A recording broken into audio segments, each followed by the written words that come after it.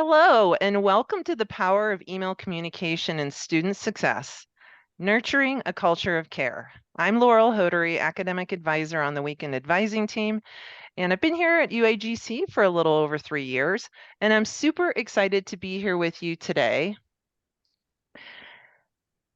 So the culture of care pillars, by now I'm sure we're all pretty familiar with them. And if we just take a moment to look at communicate, with shows we value diverse perspectives, willingness to listen actively. And to do that, we build or create safe space. Advocate, we embed equitable practices by advocating for inclusion and diverse voices. We respectfully engage in every interaction with our students and with each other. We empower all the members of our communities to speak up, to create, to learn and grow, and it is student-centered.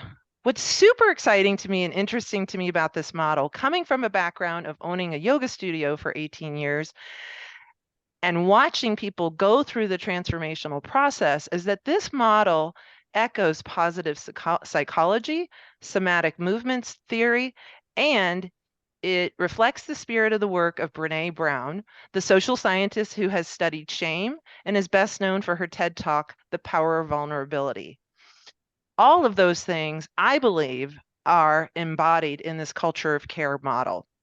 As an academic advisor, I've had the opportunity to listen a lot to a lot of our students and their stories. And one thing is clear, many of them have experienced a lot of challenges like competing priorities, trauma that impact their well-being and ability to be successful in school. According to Gabor Mate, author of When the Body Says No, and Stephen Levine, Waking the Tiger, they both advocate that creating safe space is so important to transforming unprocessed emotions and trauma so that a person can access the parts of themselves that have previously been eclipsed. And as a result, they have a greater agency and are empowered to step into clear strategic action that propels them on their journey to self-actualization. So today we are going to focus on the foundation, communication, and how it relates to electronic communication that nurtures a culture of care. This presentation was born out of a student interaction that prompted a collaboration with Bill Davis in the Department of Organizational Management and my manager, Nicholas Schleicher. I love collaborating, and this experience took it to a whole new level. Collaboration is a passion for me. What we can do together far transcends what we can do individually. It's been a really fun, rewarding, and exciting experience, and in the process, I feel I've made some new friends and colleagues. For me, a culture of care starts with valuing the person as a whole as the foundation of every interaction. It is at the heart of a supportive environment that nurtures inclusivity and an individual's capacity to meet, greet, and rise to the occasion of life's challenges with agency, purpose, and fulfillment. It is marked by a sense of respect for each person's individual ability to find their way. As I said, I've been an academic advisor. Prior to my time here, I was a teaching assistant and later an adjunct professor at The Ohio State University, a spokesperson for the EPA, and a yoga studio owner where I taught wellness strategies and self-care practices to students and adults.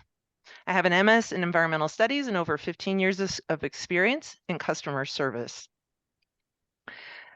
With that, I will pass on to Bill Davis, program chair, to let him introduce himself.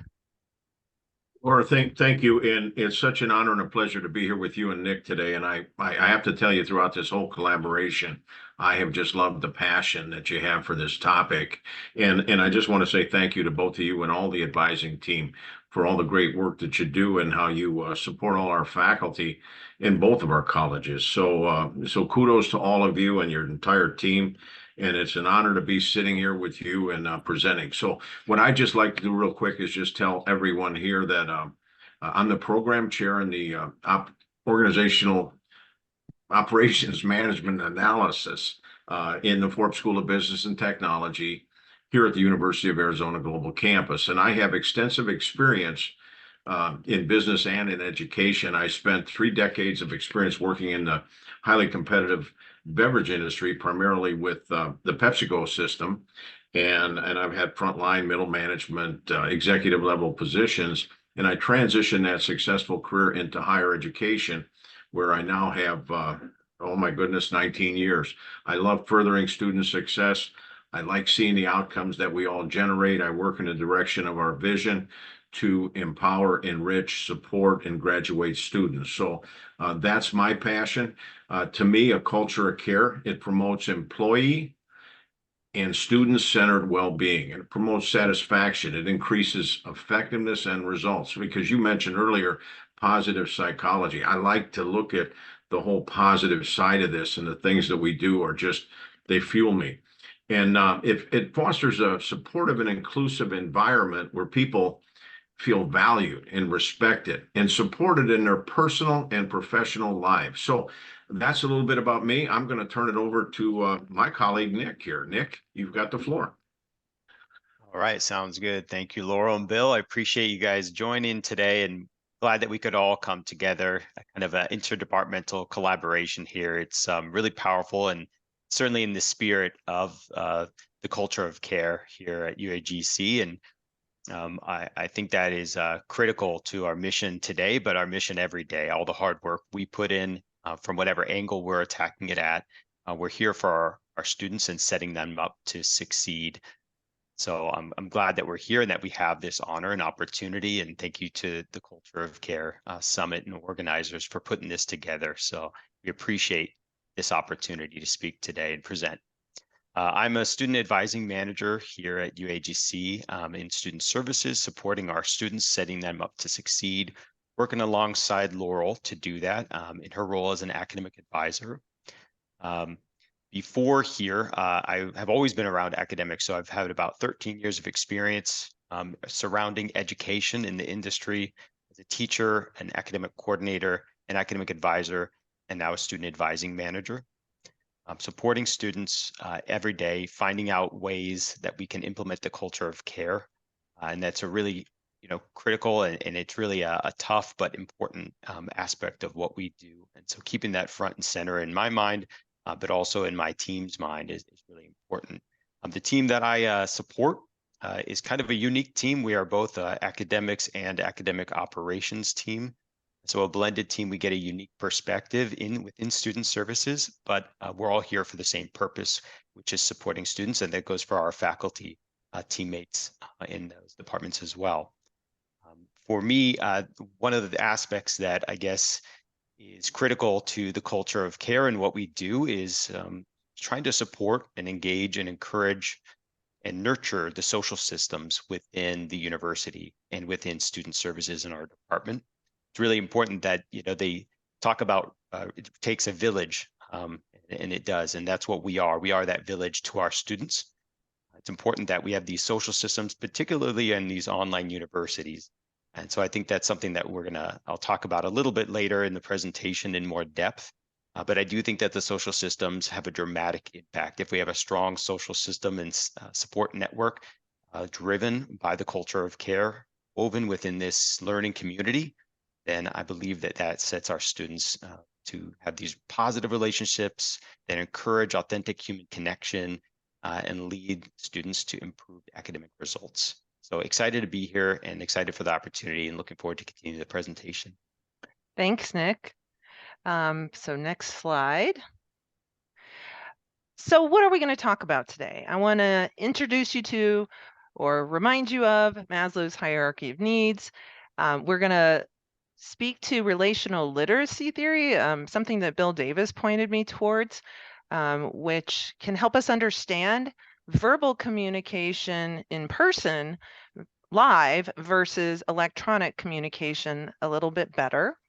And then we're going to look at mechanisms we have in place here at UAGC to help us do a great job of communicating, and perhaps maybe application of that to electronic communications. And finally, we're going to look at some positive email communication tips.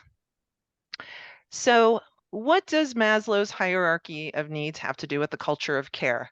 Well, you can see that in both, there's red at the bottom. And if you look at Maslow's hierarchy of needs, when a person's physiological needs and safety and security are met, they have the ability to develop relationships, love and belonging, and then they get self-esteem. And from all of that, they have the ability to take risks, which allow a person to grow and self-actualize. And in the same way, I took the culture of care and kind of made a pyramid out of it. Really, communication is the foundation. If we're not open and creating safe space for people to communicate and be transparent, we really don't have any trust established. And that is an essential ingredient to going up to the top of the pyramid.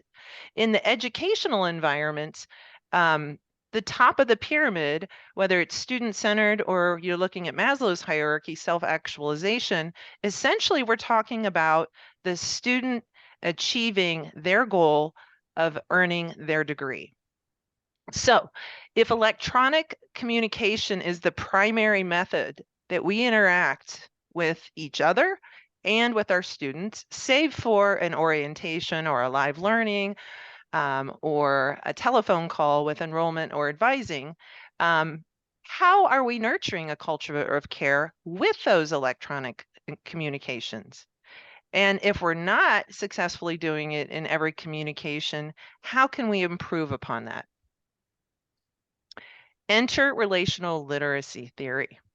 So, according to Melanie Joy, who is a contributing author or writer to Psychology Today, and also the author of the book How to End Social Injustice Everywhere, relational literacy is a fundamental part of the solution to ending social injustice because it allows individuals to be respected, seen as whole persons, and valued for their life experiences and unique perspectives. She even puts forth a formula here. A healthy relationship or interaction reflects integrity, honors dignity, and leads to a sense of mutual connection. Employing relational literacy theory, like employing the culture of care, requires emotional intelligence to execute it properly. We'll hear a little bit more about that later from both Nick and Bill. In any case, Joy really highlights that the old adage that how we treat others, if we were in their shoes, is with respect. And dignity is our sense of self-worth. But we can also take relational theory and apply it to how speech communicates meaning. So specifically speech in live, in person, whether it's telephone or face-to-face or in Zoom, how does that communicate meaning? Well, it turns out only 7% of our words actually communicate the meaning of what we're trying to say. The nonverbal, our body language and expressions and actions make up about 55% of the meaning we convey via speech.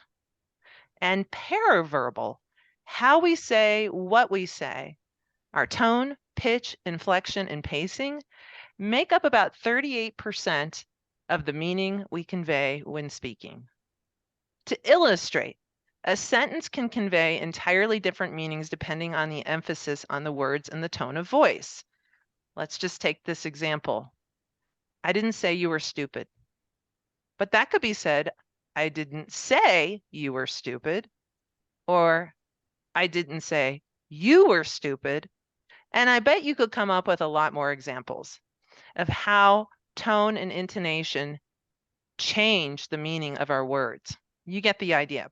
In email communication, we don't have the luxury of that tone or emphasis, and this can lead to major misunderstandings. Next slide here. Because UAGC is a 100% online school, the nonverbal body language goes from 55% to 0% in that pie chart. And the paraverbal is heightened in electronic communications as a consequence. If we go back to the chart, all this purple goes away.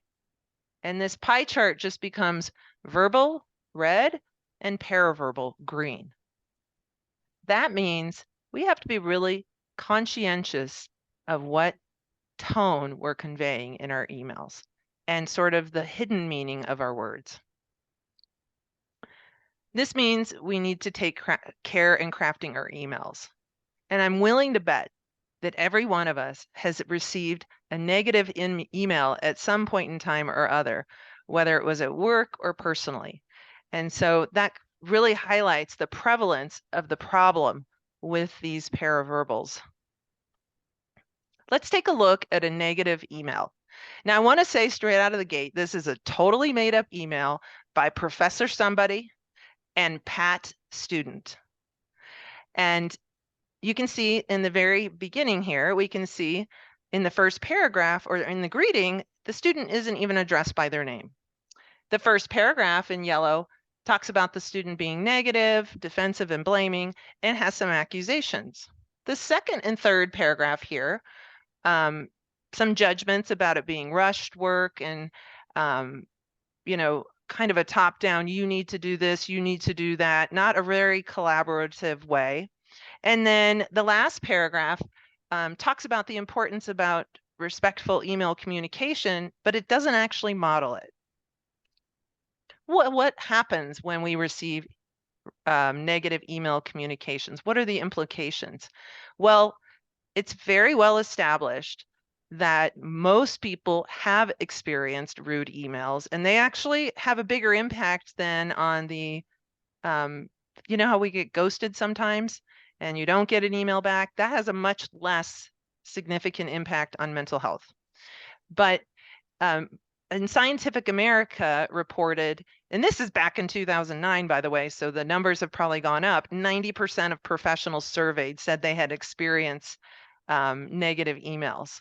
But what I really want to focus on for today is two studies that were done that speak to the impact of email communication between professor and students in higher education. So the first one was a master's thesis done by a student by the name of David J. Heim. Excuse my cursor there. Trying to get it over here to my other page.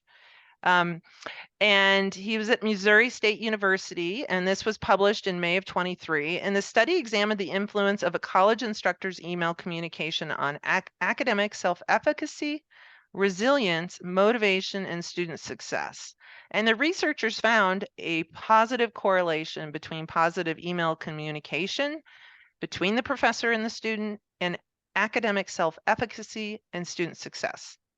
Another piece of research by Ernest Pascarella, who was published in EDUCAUSE Review, found a strong association between student outcomes and the degree and quality of one-on-one email communication between teacher and student.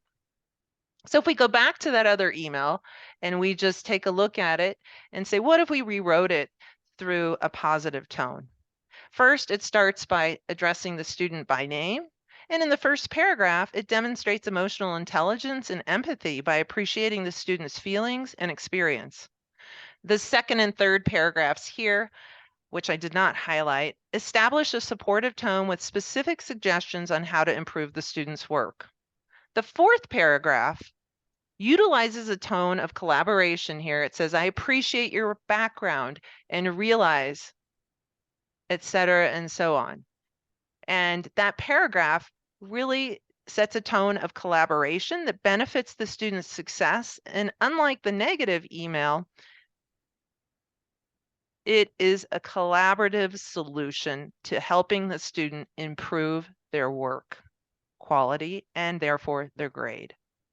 The tone is especially notable since the author is in a leadership role because leaders make a big impact. When we think about our students, so many of them have had multiple attempts at school without succeeding. And that person that they're looking up to in the classroom and even as an advisor has an impact on that student's journey and whether they stick with it. And we can influence it with positive email and electronic communication. What would that do to our persistence rates and completion rates if every single communication was positive? What would that do for our work culture? Well, what's needed to ensure positive email communication? First, I don't think it can be assumed that everyone has developed adequate emotional intelligence and self-regulation to write positive emails. The NIH, the problem is so widespread, the National Institute of Health has developed the MindSight utility tool for virtual communication as guidance for crafting emails that are positive and free of negative paraverbals. In the absence of skill, can a model of positive email help us get there faster? We have netiquette guidelines for students in Canvas. We have the academic advising service model. And these are tools that maybe we can look to help us improve how we communicate.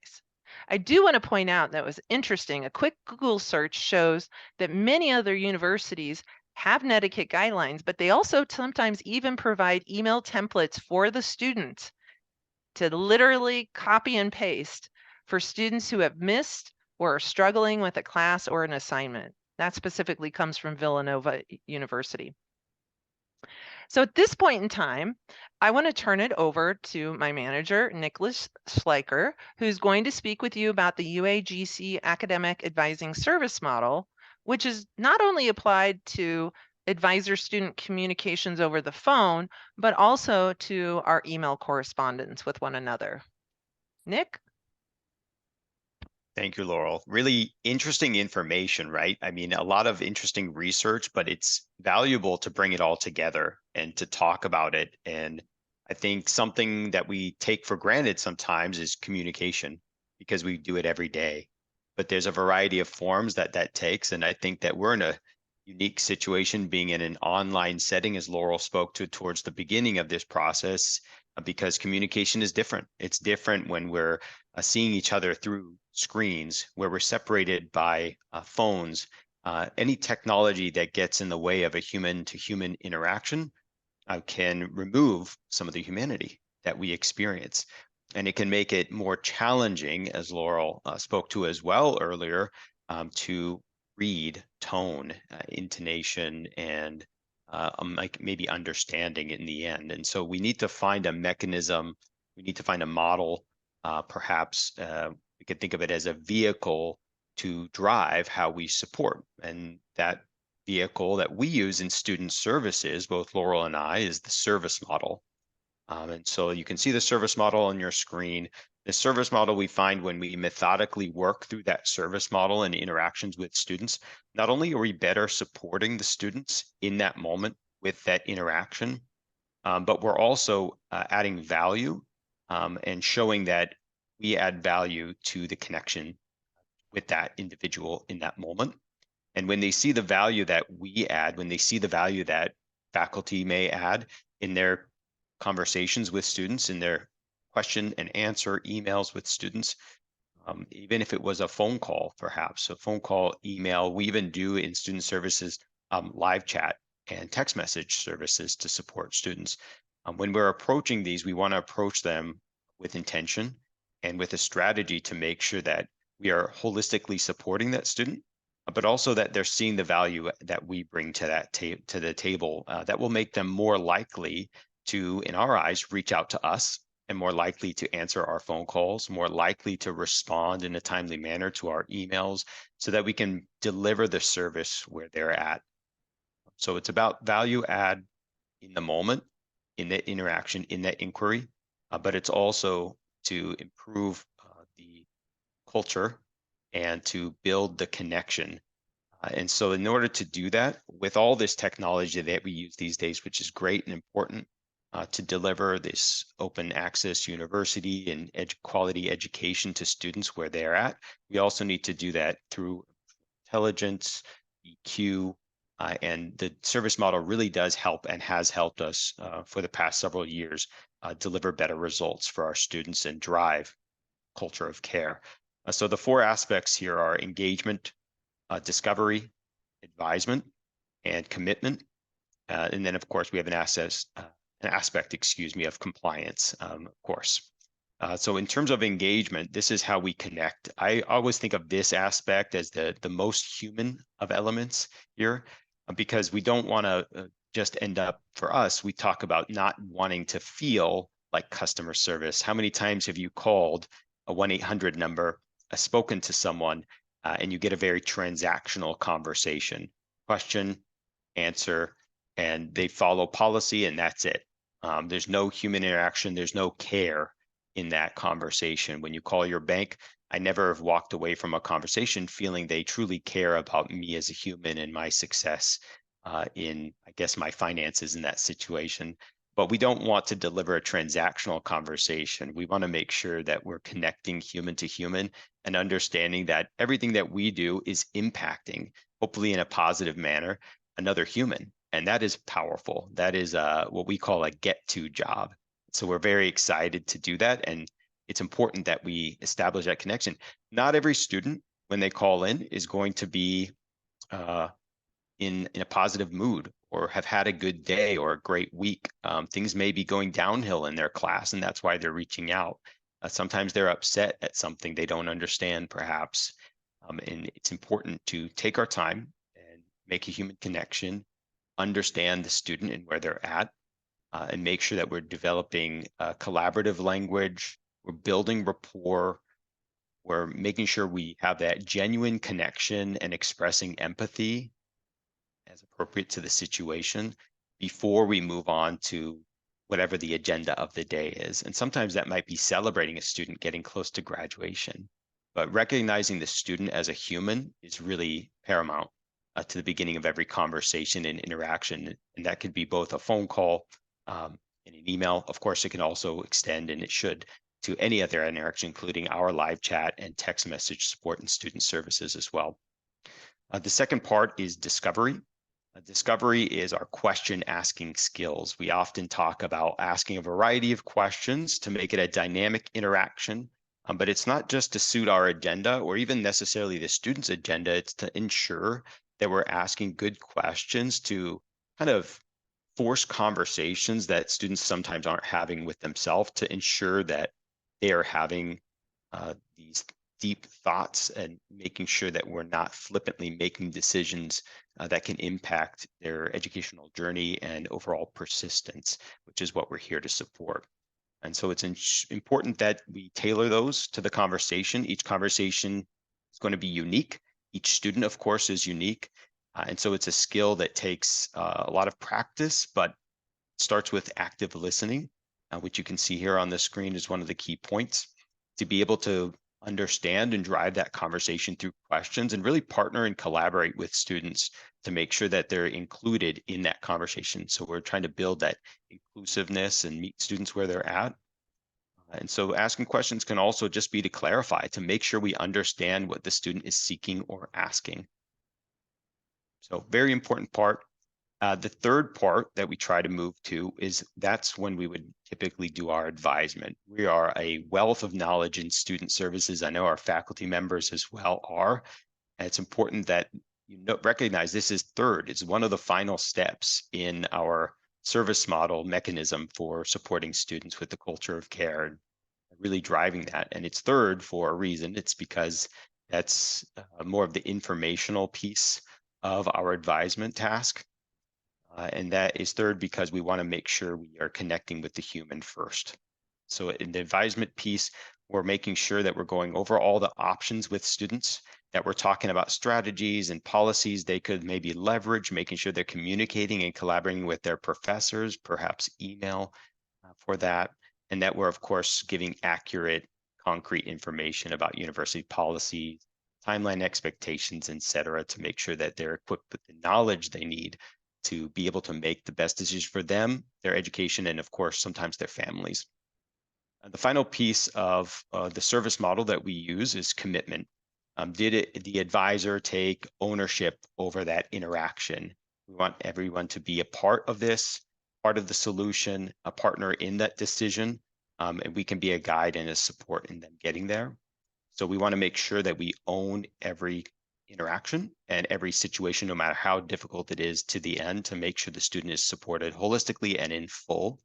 And sometimes that requires us to give a little homework to students. So they might walk away from that conversation with something they need to do, or we might provide ourselves with a little bit of homework of our own to follow up with the student to make sure that they're supported and complete. So I'll pass it off to Bill to add a little bit and speak to a little EQ. Sounds good. Laura, how about the next slide? There we go. Listen, I just want to tell you, I'm so uplifted listening to both of you and reinforcing these concepts. And I just absolutely love this. And I love the fact that we're unified, you know, as a advising department, faculty, et cetera. And all these things you're saying are so important, you know, in awareness. And I'm going to talk just really quick on leading with emotional intelligence. You know, and my motto always has been to lead with care and to lead with empathy and act with compassion and lead by example. You know, and Nick, some of the things you were talking about, you mentioned the word practice.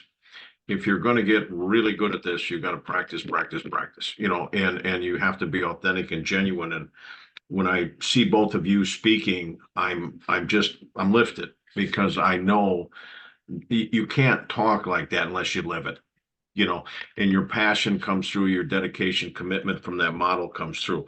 So what I'd like to say is I'm going to cover 2 slides here. And when you look at leading with emotional intelligence, what I always do and what I've done in my past career and present career, if something happens that maybe was unexpected or uh, somebody says something to your point, Laurel, with the wrong tone or talks kind of uh, short and makes a point, maybe isn't happy. You know, I will always remember, you know, the verbal, nonverbal, paraverbal, but I won't change. I'll pause. I'll take a pause rather than rush to judgment. And I'll just reflect on really quick, and it becomes intuitive. You know, what am I feeling right now? And am I feeling happy? Am I feeling sad? Do I feel like I have to rush in there and do this? Am I afraid? You know, but once I kind of gear where I'm at, I'll pause and then I'll be able to say, okay, what's my self-knowledge and experience tell me what to do? And I was always taught on how to flex to situations. You know, so if you ran into questions or concerns or objections, that pause and think about how you want to answer them, because there's nothing wrong with questions or concerns. And you will get them as an advisor, as a faculty member, but as you said, it's so important to stay in that conversation. And so all of this just is coming together so well. Now, this book, Getting to Yes, is something I discovered back in, I want to say like 2005 or 2006. I just liked the framework. I liked the way this was structured. You know, if you do get a conflicted situation, you know, you want to remember these things. Separate the people from the problem. I mean, what is the issue? Don't take it personal. Don't project it on them. Focus on the interest. Don't take positions. You know, continue to explore mutual options. You know, invent some. Here's a suggestion. You know where your boundaries are. You know what you can do, can't do. But sometimes if you're, as you pointed out, Nick, preparing and you're ready for the conversation, you've already anticipated what objections you might get. So you're ready to flex right. You're ready to use your verbal, nonverbal, paraverbal communication. And remember, there's 3 parts to any message. There's a content part. There is a relational part where you express the person picks up that they do want to work this out with me versus somebody taking a position and starting to polarize something. But that is always there. And then obviously the feeling part, the tone. So when you're doing all this, just have those things aware. And as you said, practice, practice, practice. Get the framework you're comfortable with and just focus. But insist on using objective criteria. Those are the principles of this. I would advise you, if you want to read a good book, listen to it on Audible. These are really good concepts of, for principle center negotiation. Can you give me the next slide, Laura? Okay, now, I really love those models you did, Laurel, with the pyramid, Maslow, and then you even created one for culture of care. Just remember at the bottom of that model that students and everyone, we all feel we want security. We want to be right at the bottom of that foundation. And remember, sometimes when a conflicted situation occurs, strong emotions usually follow. And engaging in some type of conflict isn't necessarily healthy. It's more to stay calm, pause, reflect on your EQ, what am I feeling, and then proceed after you've had a minute to just take a break. But if you hurt people's feelings, sometimes it just makes it worse because what happens? You take your left hand out, put your right one on it, just do this, and just push with your right one. And what's your left one automatically do? It pushes back. You don't want to put force on force. Speak for purpose. We all know why we're here. We know our vision. If your anger is high and somebody does upset you, some things are just best left unsaid, right? But before making a statement, and this falls in line with both Laura and Nick said, what's your purpose? What do you want to communicate today? Do you want to resolve the conflict? Do you want to look for resolution? Anytime I've ever been in a conflicted situation with a customer or a situation, I always think about there's one goal I've got. That's resolution. How can we get to the middle? How can we find common ground? What is the solution? And that's so important to have that awareness, and EQ is simply self-awareness, social awareness, relationship management, and self-management. And I'm talking a little bit about self-management here, but get comfortable with those EQ principles because they will help you influence more positively, and you'll make a greater impact. So with that said, that's my part of this, Laurel, and boy, this is just absolutely fantastic, this presentation. So you can take it from there. Thanks, Bill. I really appreciate how much you focus on emotional intelligence and really reflecting on what am I experiencing right now and being aware of that, because it all starts with us being able to come to the table from a conscientious place and knowing where our strengths are and where maybe we do need to take pause. So thank you for that. So I've got a slide up here, tips for positive email communication. First thing, start with self-regulation. Should I be writing this email right now? And even better yet, should I be sending it? Sometimes, there's that first iteration that we just write to get it out of our system. And then the second iteration is the one where we can apply culture of care more intelligently. One option is to use the sandwich model. Pretty simple. Start with something positive, get to the meat in the middle, and then end the sandwich with something positive. If we expand upon that and we use the academic advising service model, we can really focus on the connection piece that Nick spoke so well to by building rapport and engagement and trust and safety. And then we can advise and encourage. We can always ask ourselves, should I be sending this email? If uncertain, hit the pause button. Even on a phone call, we can take a moment. I need to place you on a brief hold. Same thing, gather ourselves so that we can show up as the person that we know we're capable of being. And then we can wait and reread the email later on once we have emotionally self-regulated ourselves, or we can even ask a trusted colleague to review it. The value of having some type of model to do this is that in the absence of skillfulness, we have a tool that guides us through how to create positive electronic communication, and then we practice it. And as we practice it, it becomes a habit. So that concludes our presentation today. I want to thank everyone. Please feel free to reach out to any of us with your questions or concerns or even thoughts on how we might evolve this. Thank you so much.